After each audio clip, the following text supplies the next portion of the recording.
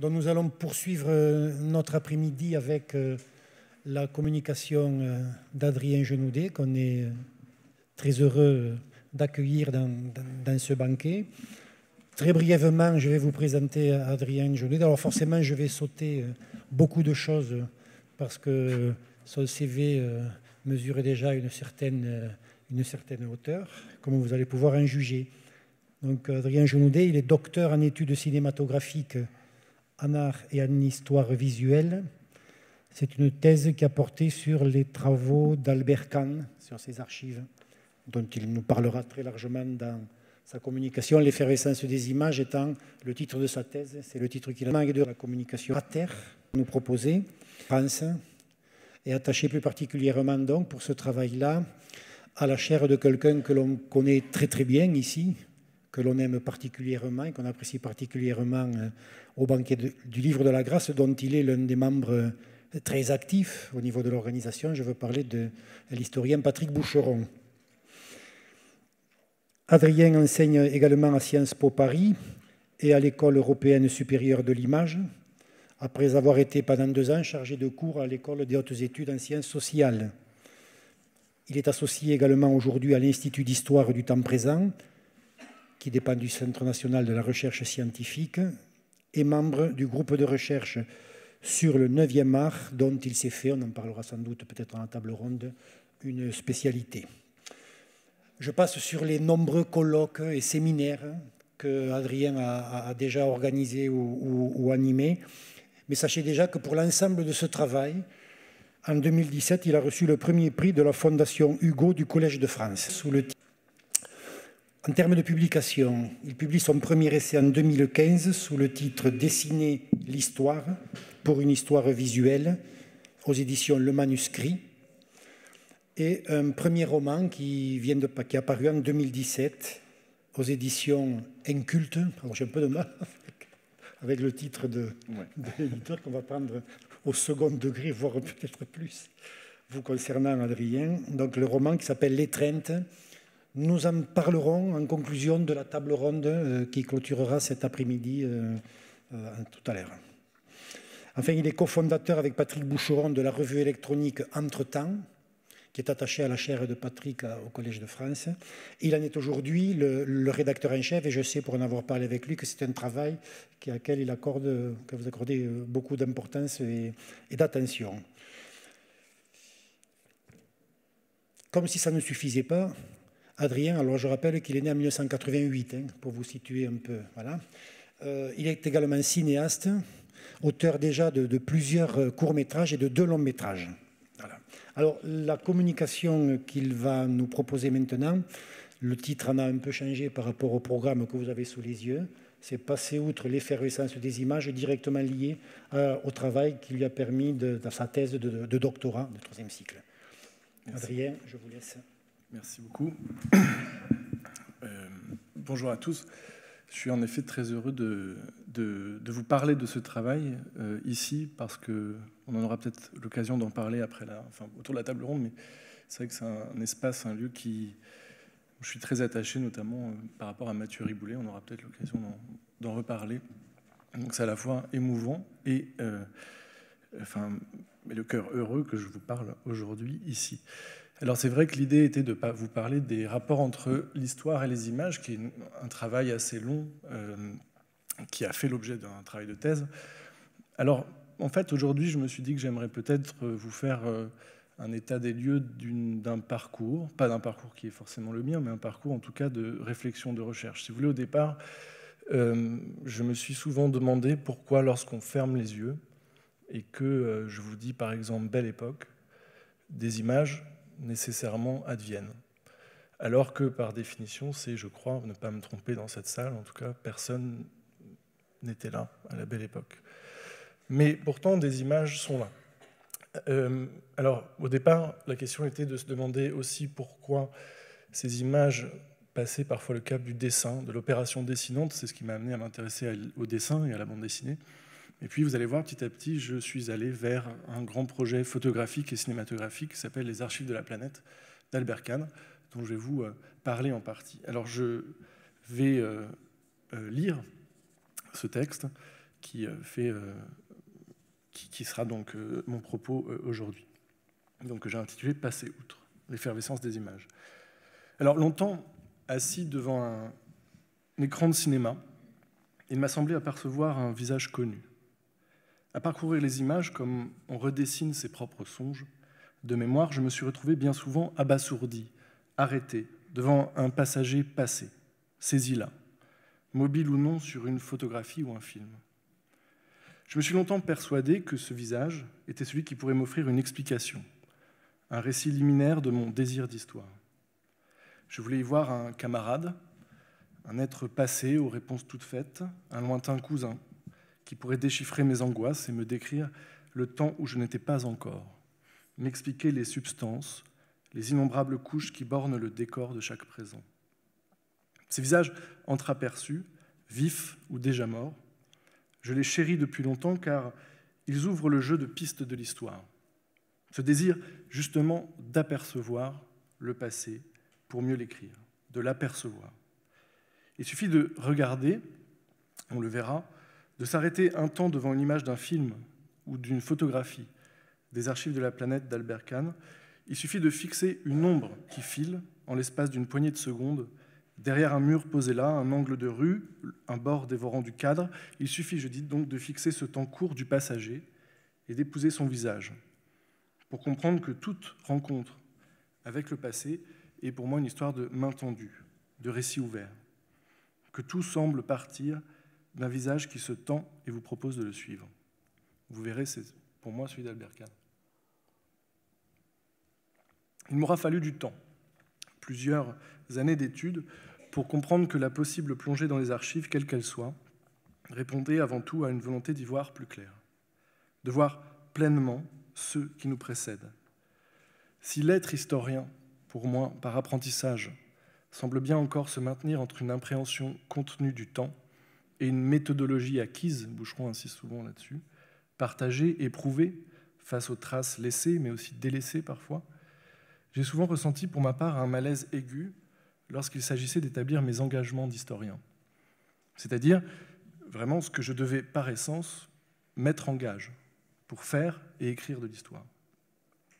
Plus je tente de me tourner vers cette question de l'engagement, plus l'évidence persiste. Je ne peux prendre comme objet d'histoire, pour moi, qu'une sorte de chiasme allant du désir à l'impuissance, oscillant entre la question du visible et celle de l'insoutenable invisibilité de ce qui nous précède.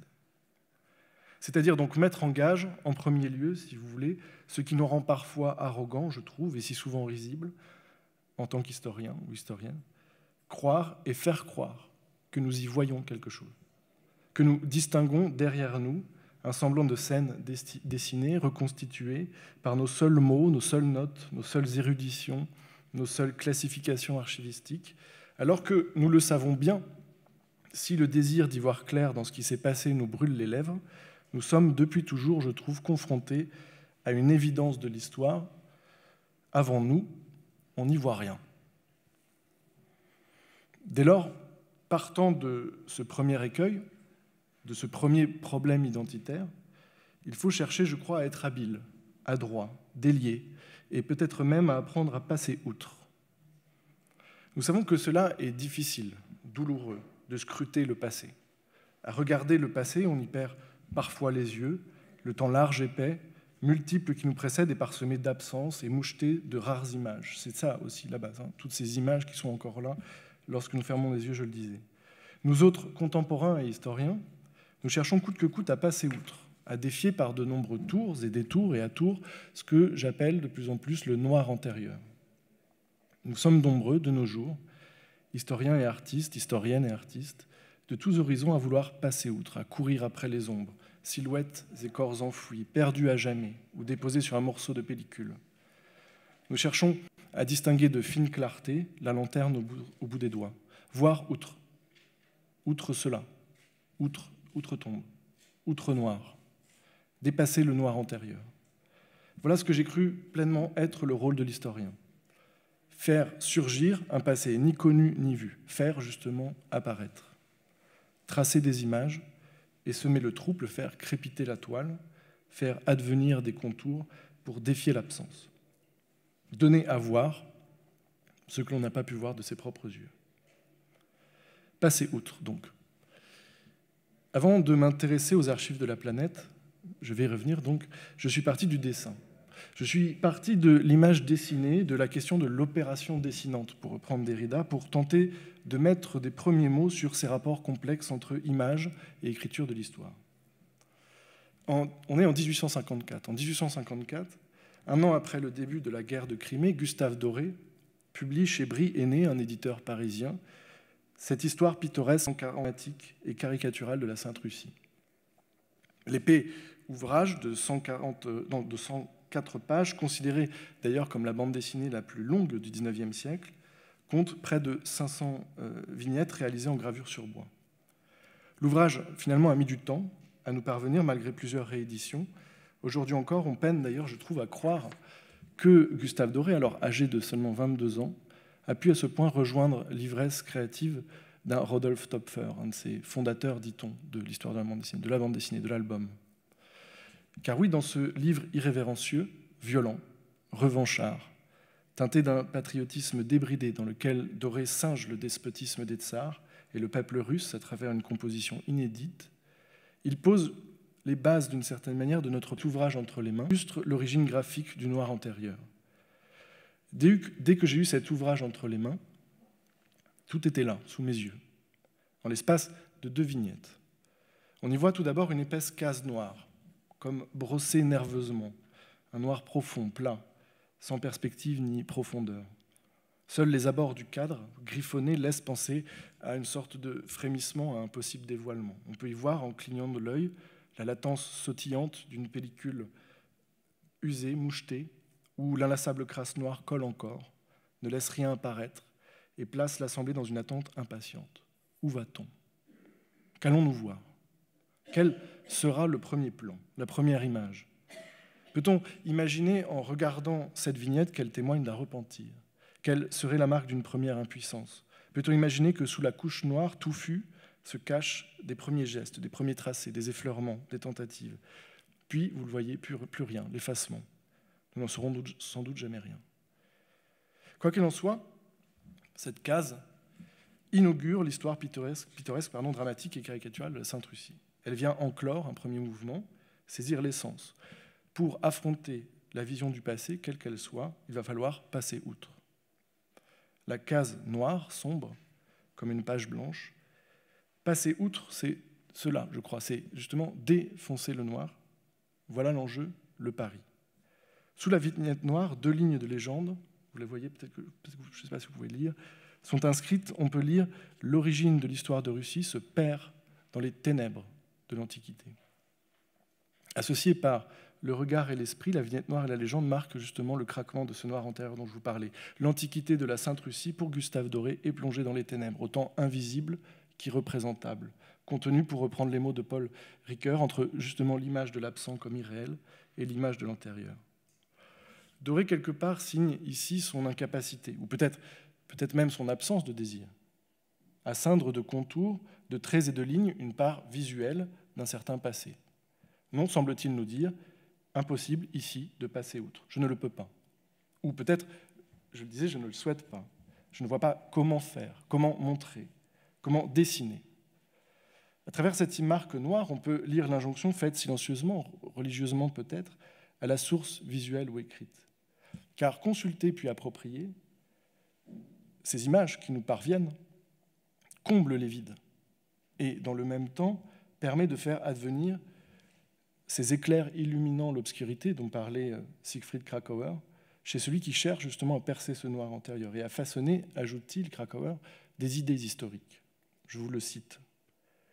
Lorsque cela se produit, le flux d'événements historiques indéterminés est soudain arrêté.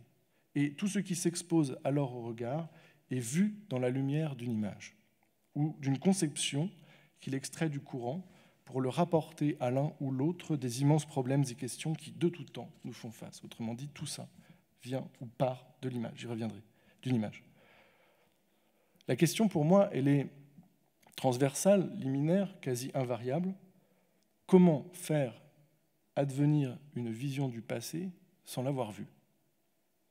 Comment passer outre le noir qui nous précède et y faire advenir des volutes de remplacement, des substitutions. Comment se substituer justement aux ténèbres et trouver des parades, des artifices, des détours visuels. Mais bien sûr, se posent aussi des questions éthiques, on en a parlé. Quels sont les risques? Existe-t-il des règles, des codes, des obligations, une éthique?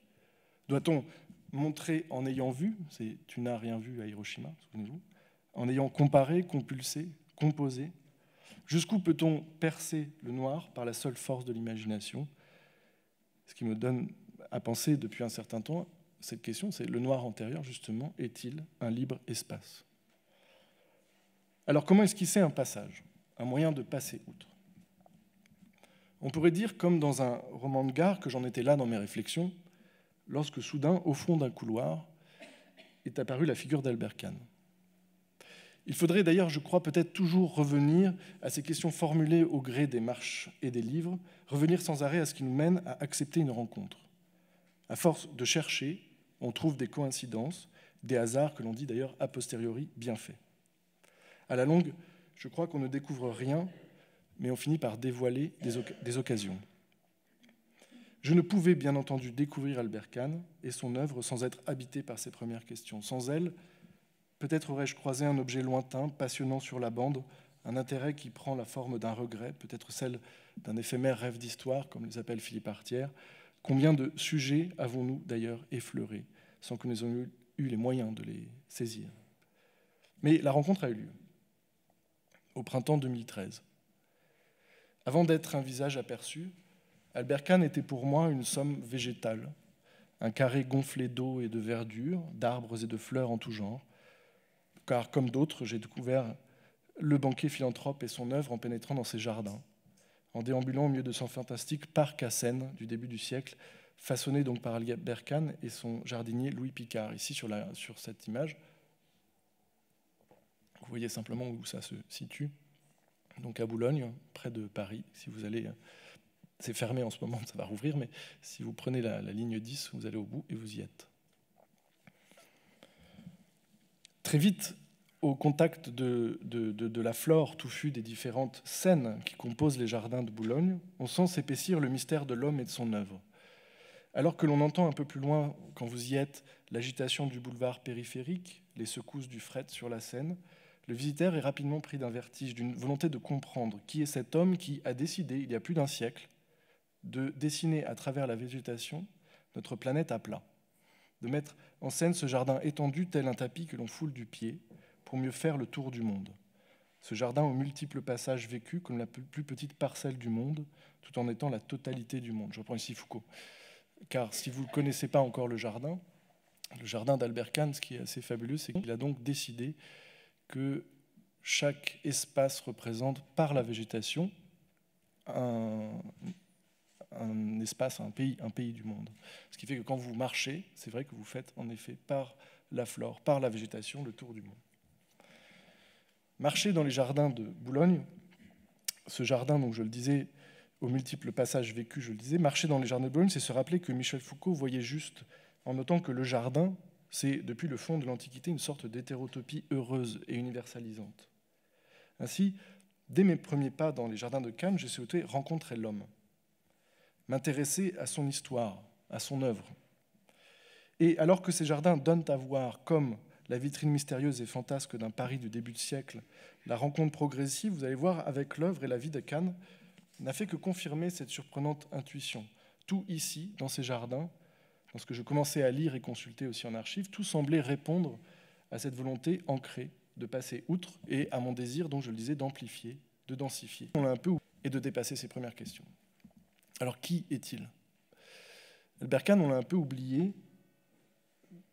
Aujourd'hui, on peut encore voir ce jardin dont je vous parlais, mais il incarne dans l'imaginaire collectif ce lieu qui est le musée Albert Kahn. Et pour les plus informés, donc, il est la figure de l'humaniste philanthrope à cheval entre deux siècles. Il est né à Marmoutier, en Alsace, le 3 mars 1860, dans une famille juive pratiquante. Son nom était Abraham.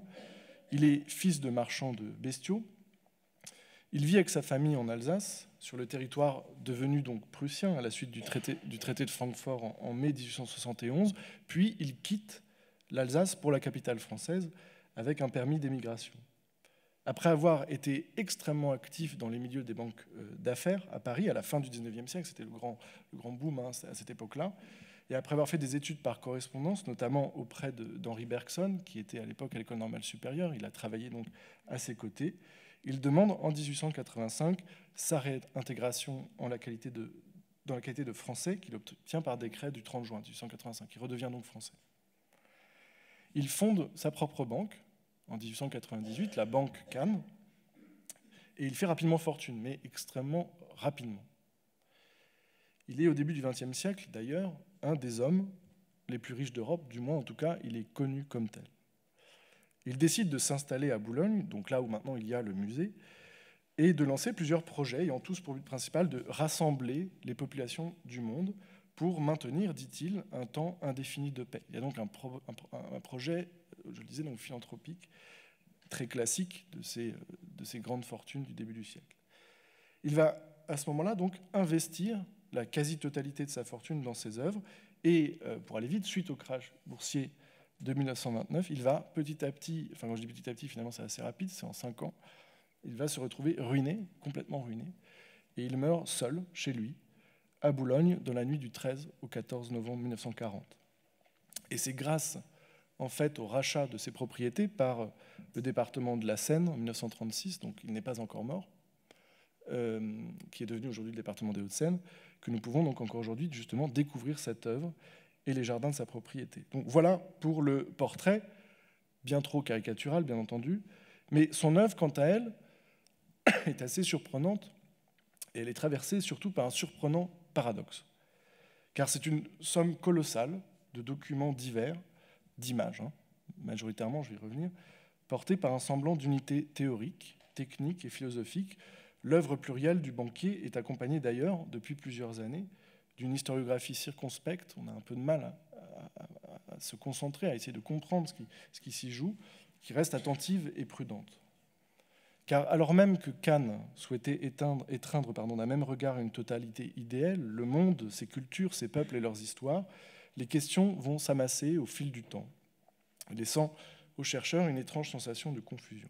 Alors on s'accroche, si vous voulez, je vous avais mis cette autochrome, donc c'est une photographie couleur, je vais y revenir, c'est les premières photographies couleur qui ont été commercialisées par les Frères Lumière en 1906. Et si vous voulez, on a très très peu d'images d'Albert Kahn, extrêmement peu. Celle que je viens de vous montrer, c'est une des seules qui avait été prise pour son passeport en 1914.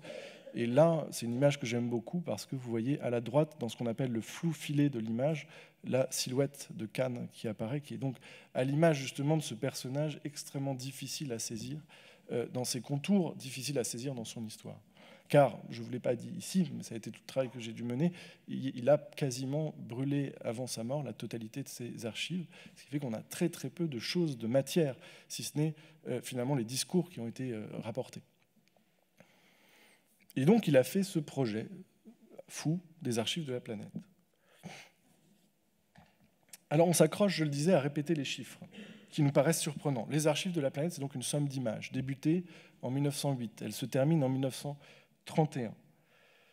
Il décide de faire ça en 1908 après avoir vu ce qu'on appelait les Visions d'Orient de Jules Gervais-Courtelmont, qui étaient ses premières projections publiques des autochromes. Donc de ce principe photographique, couleur, de ces images couleurs sur plaques de verre, qui étaient donc projetées à des assistances. Et donc c'était la première fois qu'on voyait donc ces images couleurs. On a souvent tendance à croire que la couleur est bien plus tardive, mais non, l'autochrome, c'est 1906 à ce moment-là. Et lui décide de l'utiliser massivement. C'est le seul qui a décidé d'utiliser l'image photographique couleur à cette échelle. Donc les archives de la planète en 1931, lorsqu'elles s'arrêtent par manque d'argent, dû au crash boursier, elles sont composées, donc je le disais, par 72 000, vous voyez, je vous ai mis à peu près les chiffres ici, 72 000 plaques autochromes au total, 183 000 mètres de pellicule de film, 35 mm, qui équivalent donc à peu près à 120 heures de projection, et près de 4000 plaques stéréoscopiques. Ce sont ces images photographiques en relief, les premières photographies en relief. Et l'ensemble donc des archives de la planète documente plus de 40 pays entre 1908 et 1931. Donc pour des dizaines de pays, si vous voulez, enfin pour un grand nombre de pays, ce sont donc les premières images qui ont été saisies à ce moment.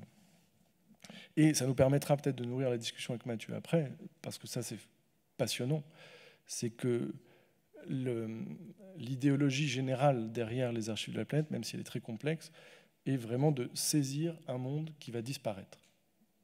Et l'idée profonde, c'est celle-ci, c'est de se dire qu'il faut faire un état des lieux au moment où Kant se rend compte que la révolution industrielle est en train de modifier le monde, de modifier sa forme, son image aussi, en tout cas sa physionomie, et donc il est temps de le saisir et de le garder par l'image.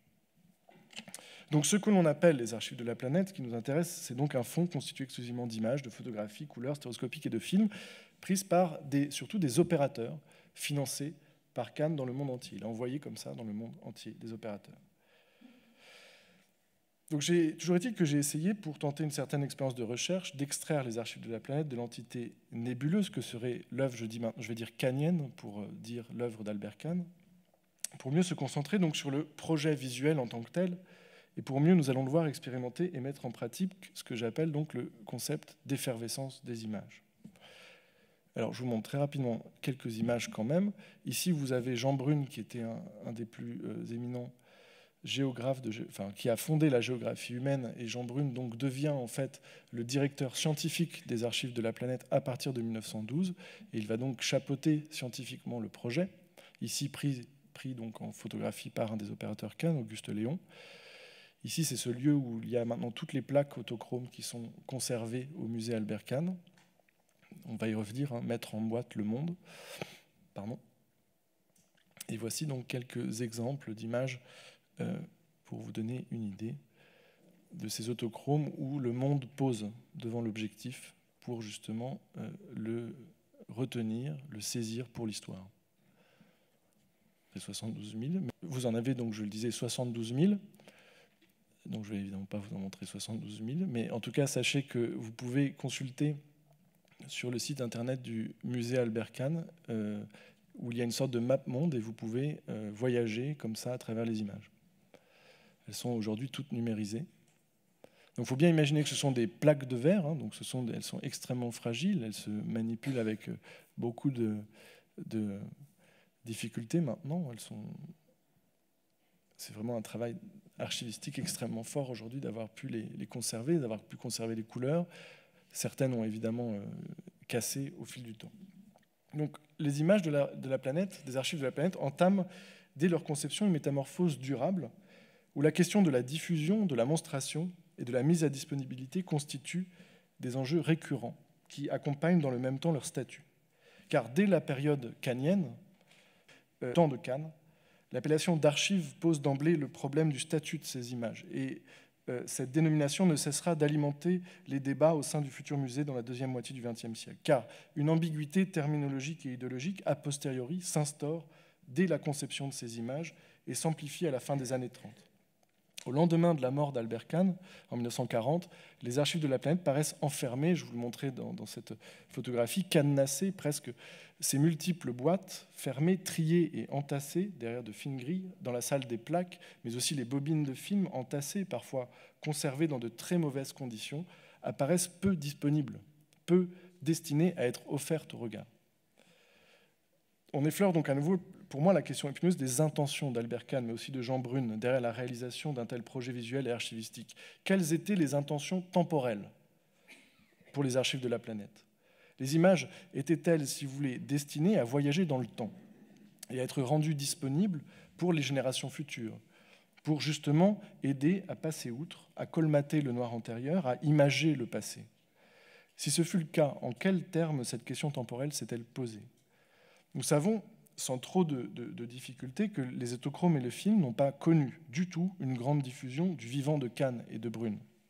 En dehors des cours du Collège de France de Jean Brune, qui les montrait lors de ses cours, il y a eu des projections privées à Boulogne, très mondaines, mais ces images n'ont pas bougé du tout. Pensées comme archive dès sa constitution, comme l'atteste sa dénomination, donc archive de la planète, cet inventaire visuel est une bulle vivante de temps suspendu destinée à voyager vers le futur. Dans un article des archivistes du musée Albert Kahn, qui s'appelle Marie Corneloup, elle a exhumé un passage très rare d'Albert Kahn datant du 28 mars 1932, où il évoque très clairement la future mise à disposition de ces images. Grâce à ces documents, dit-il, il est possible d'évoquer à volonté le passé et le présent, de les interroger en toutes circonstances, en tout lieu, à tout moment, afin que, témoins restés vivants quoique disparus, ils puissent continuer à divulguer partout les enseignements que comporte le tableau direct de l'évolution. Le moment semble proche où, d'un même centre, il sera possible de projeter à toute la Terre, par télévision, et simultanément de commenter à l'auditoire mondial, par radiodiffusion, ces documents de la vie immortalisée. On est en 1932. Albert Kahn, j'ai entendu le mot, merci, c'est ma transition. Albert Kahn a souvent en effet été vu comme un visionnaire. À lire de plus près une définition classique du terme, la vision, bien sûr, est liée à l'action de voir, de regarder quelque chose, de ce qui s'offre à la vue, mais elle est aussi attachée à une manière de voir, de concevoir, de comprendre quelque chose, et au fil des usages et du temps, liée à tout ce qui relève de l'apparition, d'une représentation mentale. Plus largement, parler de vision, vous le savez, nécessite aussi d'aborder, mais je ne le ferai pas, tout ce qui est de l'ordre du déraisonnement, avoir des visions, perdre la tête, etc. Mais ce qui m'intéresse ici, précisément, c'est que s'intéresser à la notion de vision nécessite de parler de concordance temporelle, car si la vision advient, se fait présente, elle est aussi étymologiquement liée au latin visio, à l'idée de futur, à ce qui dit l'avenir. La vision est bien souvent, par définition, achronique, en rupture temporelle. Lorsque les divers témoins évoquent le caractère visionnaire d'Albert Kahn, ils font référence à son désir d'ancrer sa réflexion et ses œuvres dans une dimension éminemment prospectiviste.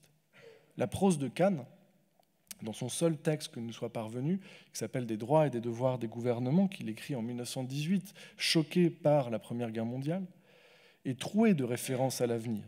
La pensée scientiste, profondément contemporaine de Kahn, l'amène à concevoir la connaissance du passé comme une sorte de valorisation de l'avenir, élément fondamental de ses œuvres.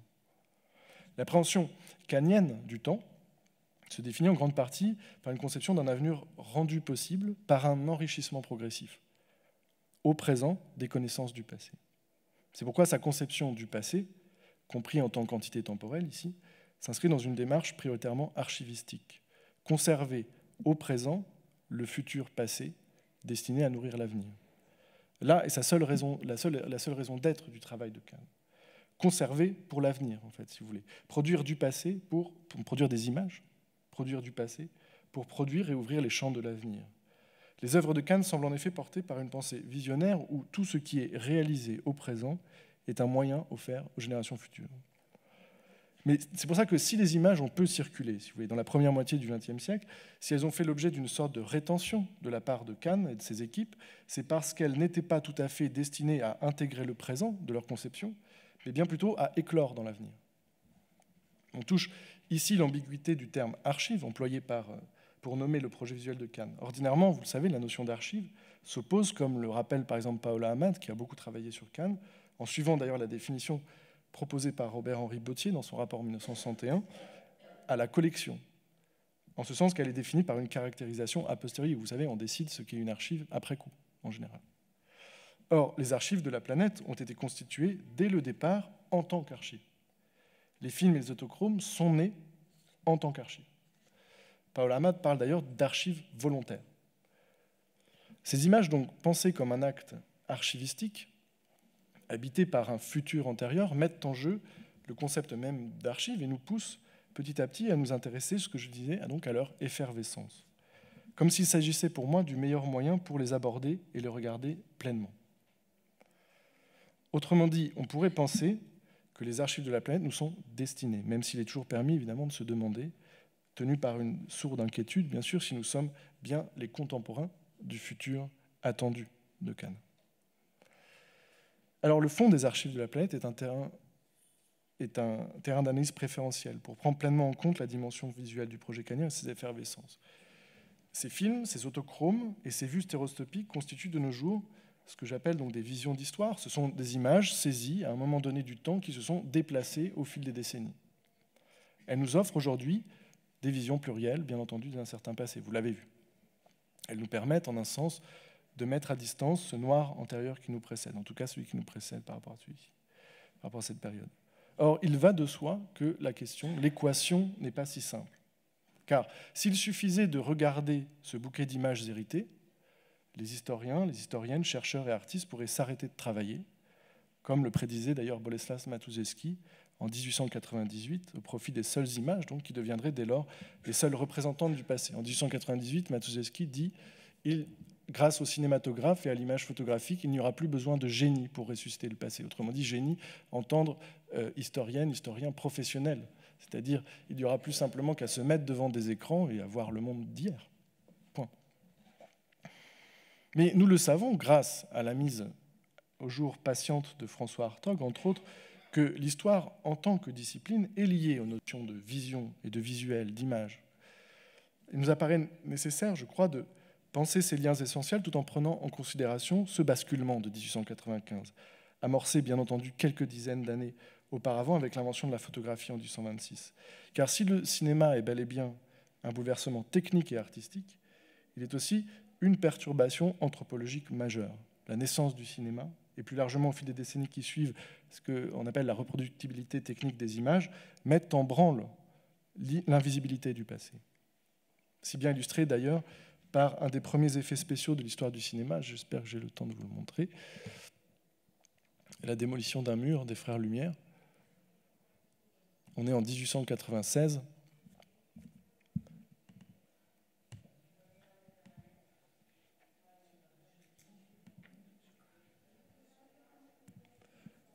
Où tout d'un coup, si vous voulez, le temps devient réversible. Je vous le montre si vous ne l'avez pas déjà vu. On est en 1896, donc de Proche Méliès qui, lors de la projection de ce film, avait eu l'intuition, l'idée de proposer aux Frères Lumière cet effet spécial que vous allez voir, qui est le premier de l'histoire du cinéma.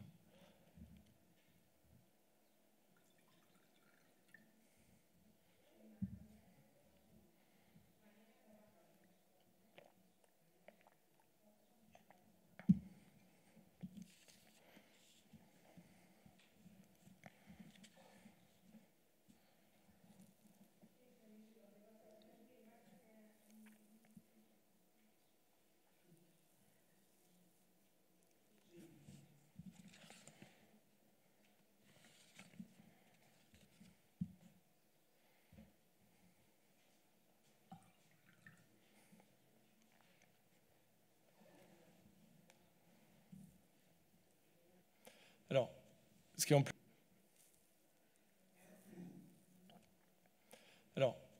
est en plus fabuleux quand vous lisez parfois les textes qui accompagnent ces premières projections publiques, c'est que ce qui va marquer, parce que donc imaginez-vous, je parle de modifications anthropologiques majeures vis-à-vis du temps quand vous voyez ce genre d'image, c'est que de très nombreuses personnes témoignent de quelque chose absolument, je trouve, fabuleux, c'est que donc ce qui retient le regard, ce qui retient l'attention à ce moment-là, c'est justement de voir pour la première fois avec ses yeux de la fumée en sens inverse.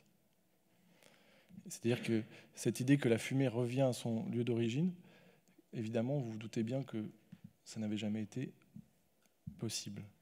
Je ne sais plus si... voilà, il faut que je fasse ça. Voilà. Donc le cinéma, je disais, par son dispositif, invente dans le même temps l'image possible du passé, illustrée ici. Il ne suffit pas, donc, si vous voulez, de concevoir simplement une pensée basée sur les liens, je crois, entre l'histoire, l'écriture de l'histoire et le visuel, et le cinéma, l'image. En fait, il se cherche donc à définir les contours plutôt d'une pensée des images où, par exemple, le projet des Archives de la planète défie l'histoire elle-même, en tant que discipline portée sur et par le visible et sa carence. Je le disais, on n'y voit rien. Nous devons bien constater que ces images héritées d'Albert Kahn ne sont pas simplement des réminiscences et des survivances, elles sont aussi, et peut-être avant tout, des présences construites, établies, façonnées et définies par des intentions, mais aussi des politiques diffuses dans le temps. En envisageant le problème et l'expérience des images comme étant des questions liées à l'histoire en tant que discipline, il faut chercher à saisir les Archives de la planète dans une dynamique temporelle allant donc de leur conception à leur devenir. Les images voyagent dans le temps. Voilà le nouvel enjeu entre image et histoire qui fait beaucoup parler de lui aujourd'hui. Elles ne sont pas simplement donc des fenêtres ouvertes qui nous donnent à voir le passé. Ce ne sont pas simplement des représentations du passé. Bien entendu, on a déjà fait beaucoup avancer là-dessus. Elles ne font pas que nous permettre de passer outre. Elles ne sont pas que des images qui nous donnent, voilà, tout d'un coup, c'est en telle année, etc. Ça ressemble à ça. Le concept, en fait, d'effervescence des images, nourri par un travail historique constant, part du constat que toute image, dès sa conception, connaît de très nombreuses variations au fil du temps.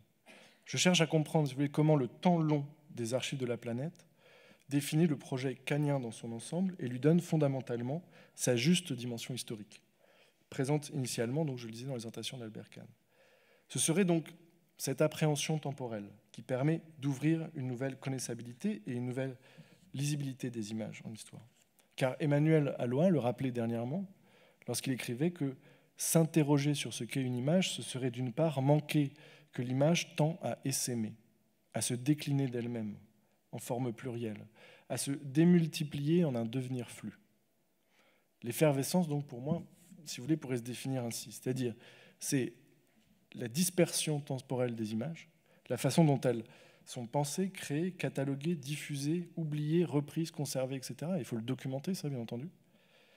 C'est, en deuxième temps, la dilution discursive des images, c'est-à-dire la façon dont les images, à travers cette dispersion temporelle, subissent des altérations diverses en fonction des différentes réappropriations, mais des altérations discursives, de discours. On ne dit pas toujours la même chose sur cette image, on ne lui fait pas dire toujours la même chose. Donc ça nous amène évidemment à comprendre les légendes, les notes d'inventaire, les cartons dans les films, etc., etc. Comprendre l'évolution des discours au fil du temps, décalant peu à peu, bien entendu, l'origine discursive des images vers un devenir autre. C'est ce qu'on appelle la métamorphose des images. Il s'agit de comprendre comment, matériellement, les images connaissent de nombreux changements et à quel point ces métamorphoses bouleversent dans le même temps l'appréhension des statuts des images. Bien entendu, une plaque de verre n'est plus une image vue sur un PowerPoint.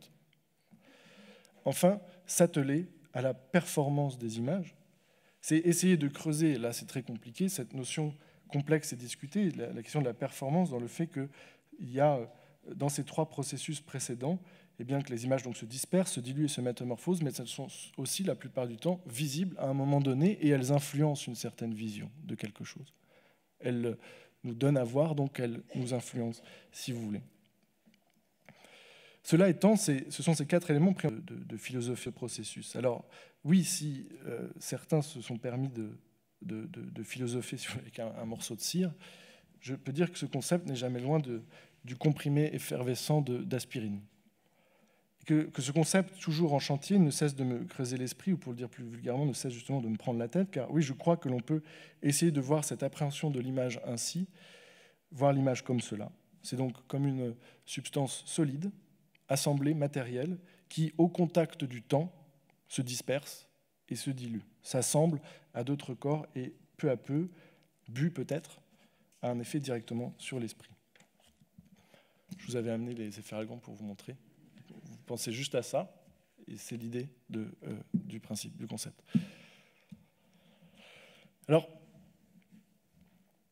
prenons un exemple, une saillance du fond Albert Kahn, pour vous montrer cette effervescence. La séquence des grands boulevards, d'une durée de 4 minutes et 50 secondes en format 35 mm positif, constitue, comme tant d'autres images du fond, un problème de référencement. Je ne passe pas dessus, mais à l'instar de plusieurs films des archives de la planète, nous sommes confrontés à une séquence en noir et blanc, muette, qui conserve une part de son mystère. En gros, on ne sait pas, si vous voulez, quel opérateur a pris cette image, à quel moment exactement. Justement, il y a une dilution discursive assez étonnante parce que la première fiche de l'opérateur note, si vous voulez, Paris 1913, Grand Boulevard, les urinoirs.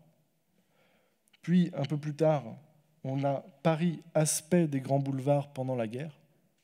Ce qui voudrait dire qu'on n'a plus du tout, évidemment, vous voyez, l'image serait un avant-guerre. On n'a absolument pas la même... Enfin, serait justement pendant la guerre, mais je veux dire, si on était en 1913, on aurait une vision d'avant-guerre, ce qui nous donne donc une autre idée. Et donc, la dernière légende de 2017, après recoupement-récollement, donc s'intitule « Les grands boulevards, Paris, France, 1913 ». Donc, on est à peu près certain aujourd'hui que cette image date de 1913. Alors, j'ai encore peu de temps, donc je pense que c'est bien mieux que vous voyez qu'on aille faire un tour sur les grands boulevards. Non, c'est pas ça.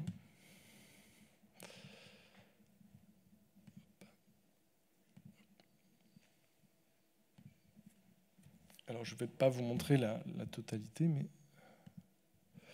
voilà donc ce travelling arrière sur les grands boulevards, boulevard des Italiens en 1913.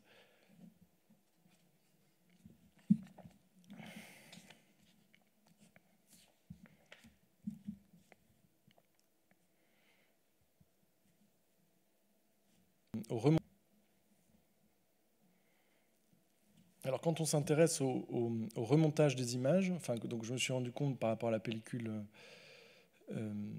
native que donc l'opérateur avait fait un seul et même travelling le long des boulevards et qu'il a entrecoupé, ensuite il a réajouté donc voilà ces vues de Vespasienne parisiennes qui ont donc disparu aujourd'hui,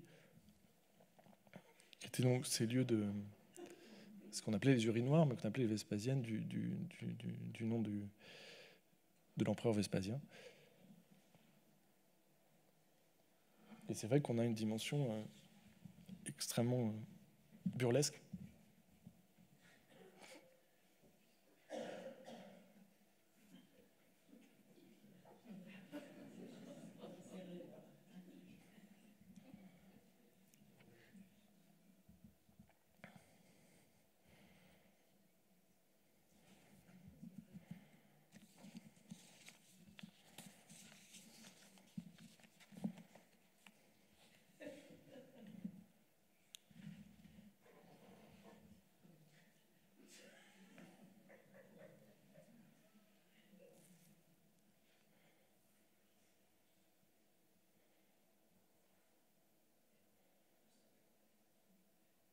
Alors, il y a un dispositif ici très classique des archives de planète qui est, vous le voyez, qui vient des vues lumière, qui est de laisser le temps de la pellicule pour capter le réel. Et voilà, ce travelling qui reprend, mais qui est donc le même à la base. Je me permets d'arrêter, peut-être que juste après, je vous le montrerai en entier, même si en fait c'est assez répétitif, vous revoyez les boulevards, puis vous revoyez une fois les urinoirs. Ces images, vous le voyez, finalement, elles, de partout, elles nous appellent des visions d'histoire. Vous avez les affiches, vous avez les vêtements, vous avez le lieu, l'espace. C'est-à-dire que de fait, l'image, en tant que telle, capte un réel d'un passé, perce le noir intérieur, comme je le disais, de fait. Mais ce qui m'a intéressé assez vite, c'est justement d'essayer de comprendre comment cette image, qui déjà est plutôt complexe en termes de construction, de composition, elle s'intègre dans un projet, mais en même temps, en 1913, le projet est seulement en train de commencer, il n'y a pas encore les normes et les protocoles pour les opérateurs, etc. On n'a pas de nom d'opérateur, etc. On ne sait pas si on est en 1913, si on est pendant la guerre ou autre, et cette image, cette séquence a une vie passionnante, une effervescence intéressante, parce que ça a été très vite, à la fin, au moment, à la mort de Cannes, ça fait partie des pellicules qui sont restées si vous voulez, sur un bord de meuble, dans sa boîte. Et donc, très vite, quand vous aviez des passagers, des personnes qui passaient au musée, qui n'étaient donc pas encore un musée, mais qui cherchaient des images ou autres pour un documentaire, un film, etc., eh bien, on leur donnait toujours les grands boulevards. On leur projetait les grands boulevards, etc. Ce qui fait que très vite, les grands boulevards, justement, se sont, vous voyez, dispersés dans le temps, sont dispersés partout, ont été repris, etc. La première grande reprise, là, je vais aller très vite parce qu'il y en a des dizaines, mais c'est juste pour vous montrer, il y a ce très grand film de Nicole Védresse qui s'appelle Paris 1900, en 1946, qui est un des films pour évoquer justement la belle époque et qui réutilise les grands boulevards plusieurs fois. Là, ce sont des prises dans le film. Vous avez, évidemment, vous voyez, toujours, ça s'intègre dans un processus d'une séquence où l'image, hop, arrive pour donner à voir donc un certain passé que l'on identifie comme tel, qu'on va identifier donc comme belle époque, disons, par exemple. Et ensuite, alors, quand vous allez à l'INA et que vous allez regarder la télévision, où évidemment il y a de plus en plus de mise à disponibilité facile, aisée des images, dans de très nombreuses émissions, ici on est en 1979, qui est une émission en fait sur le vélo au tout début du siècle, hop, les grands boulevards arrivent. Alors souvent, plus les images sont utilisées, plus elles sont aussi altérées. Vous voyez cette question de la métamorphose, c'est-à-dire que matériellement, les images vont passer du statut de pellicule à humatique, à cassette, vidéo, etc.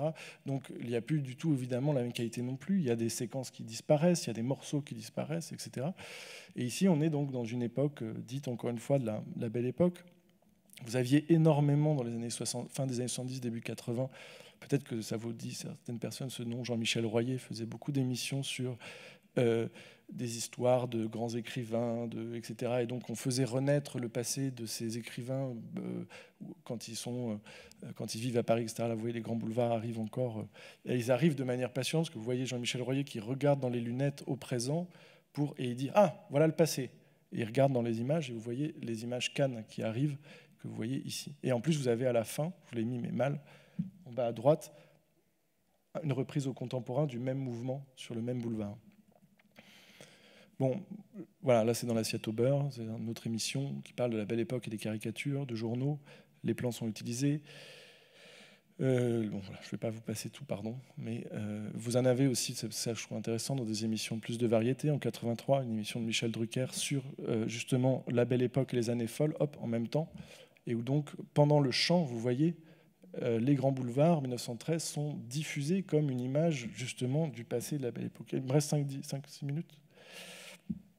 Bref, on comprend à travers ce rapide inventaire, j'aurais voulu être plus précis, mais vous avez compris l'idée, que la séquence cannienne a bien souvent été utilisée dans un contexte surtout illustratif, où l'évocation visuelle et discursive de la période chrononymique de la belle époque est essentielle. Et c'est ça qui m'intéresse. Chrononyme, c'est cette manière en histoire que l'on a de nommer le temps. Un chrononyme, c'est la belle époque, justement, c'est les années de plomb, c'est les 30 glorieuses, c'est-à-dire au moment où on donne un nom à une époque. Mais bien entendu, quand on donne un nom à une époque, on la colore politiquement. C'est pas la même chose que de dire les 30 glorieuses et les années de plomb. Bon, quand on dit la belle époque, bien entendu, il y a une dimension déjà historienne où on a une lecture du temps, une lecture politique du temps.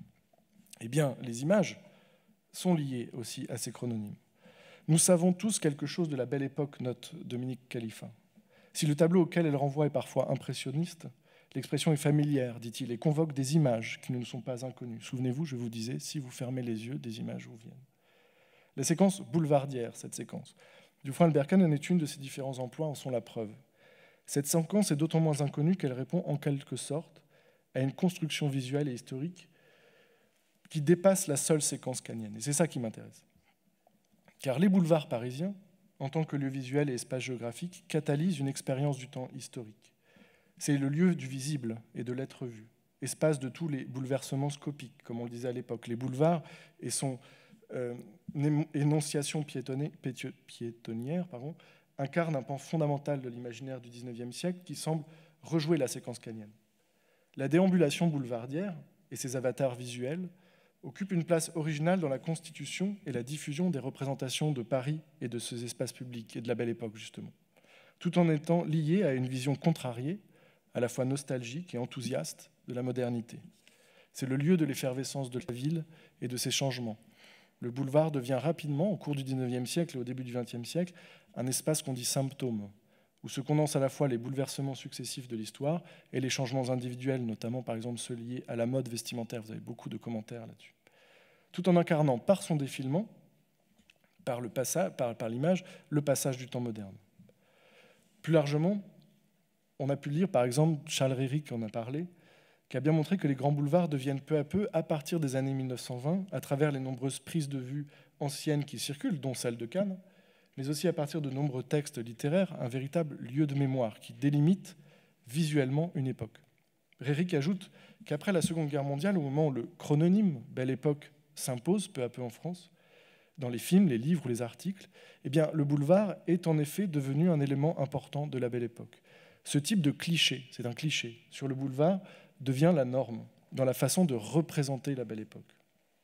Pas étonnant donc en somme de voir apparaître pour la première fois la séquence boulevard au moment cannienne d'Albert Kahn dans le film Paris 1900 de Nicole Védresse en 1946, au moment même où se définit l'identité visuelle et terminologique de la Belle Époque.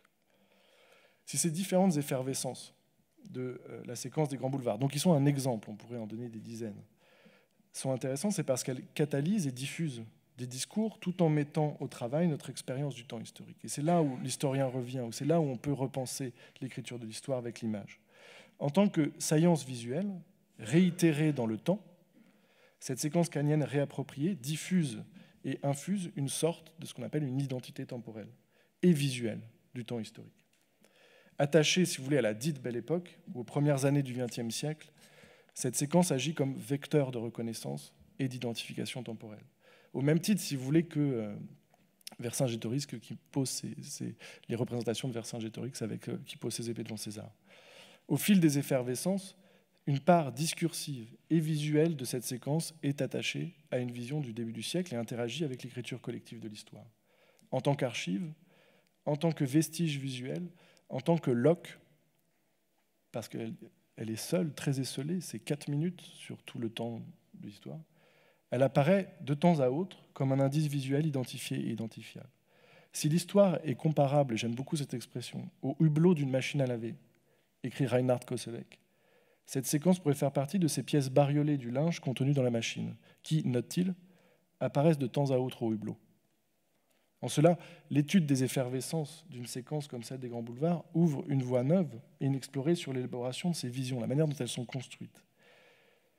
Est-ce qu'il n'est justement pas temps de localiser, je trouve, ce qu'on pourrait appeler des chrononymes visuels, c'est-à-dire la manière dont, finalement, des époques se condensent aussi dans des sommes d'images.